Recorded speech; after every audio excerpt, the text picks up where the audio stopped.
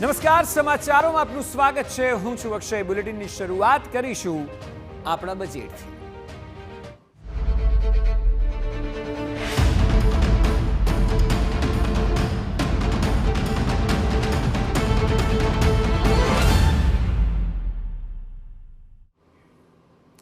મોદી સરકાર 3.0ના બજેટમાં મિડલ ક્લાસને સૌથી મોટી રાહત મળી છે। આવકવેરામાં હવે 12,75,000 સુધી કોઈ જ કર ભરવો નહીં પડે। નિર્મલા સીતારમણના બજેટમાં આવકવેરા ભરનારાઓને મોટી રાહત અપાઈ। હવે નવી કર વ્યવસ્થા હેઠળ રોજગારી મેળવનારા લોકોએ 12 લાખ સુધીની આવક પર કોઈ ટેક્સ ચૂકવવો પડશે નહીં। સાથે જ 75,000 સુધી સ્ટાન્ડર્ડ ડિડક્શનનો પણ ફાયદો મળશે। નાણાપ્રધાને રજૂ કરેલા બજેટ પ્રમાણે નવી કર પ્રણાલી હેઠળ ટેક્સમાં ફેરફાર કરાયો છે।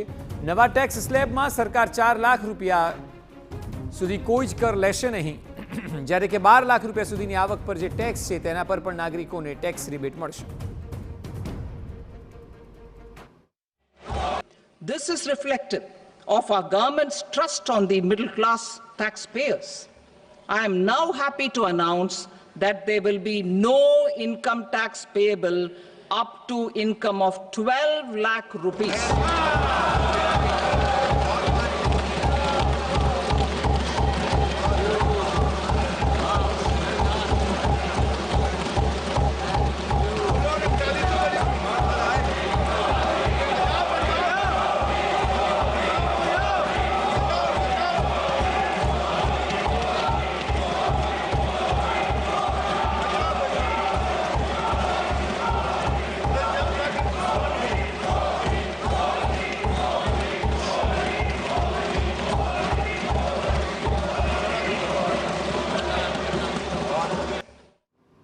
તો વાર્ષિક 12 લાખ રૂપિયા સુધી આવક ધરાવતા લોકોને કોઈ ટેક્સ ન આપવાથી 80,000 રૂપિયાનો લાભ થશે।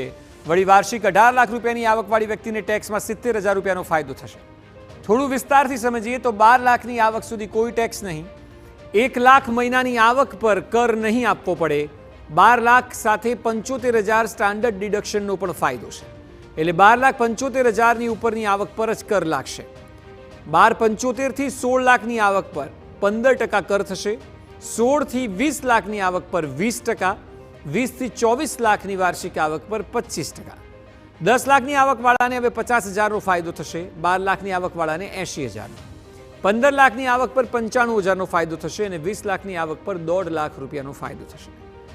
24 લાખની આવક પર 2,40,000નો ફાયદો થશે।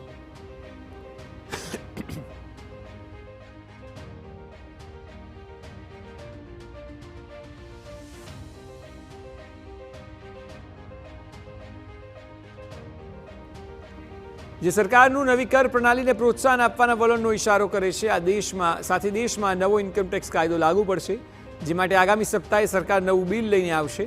અત્યારે દેશમાં 1961નો ઇન્કમટેક્સ કાયદો લાગુ છે।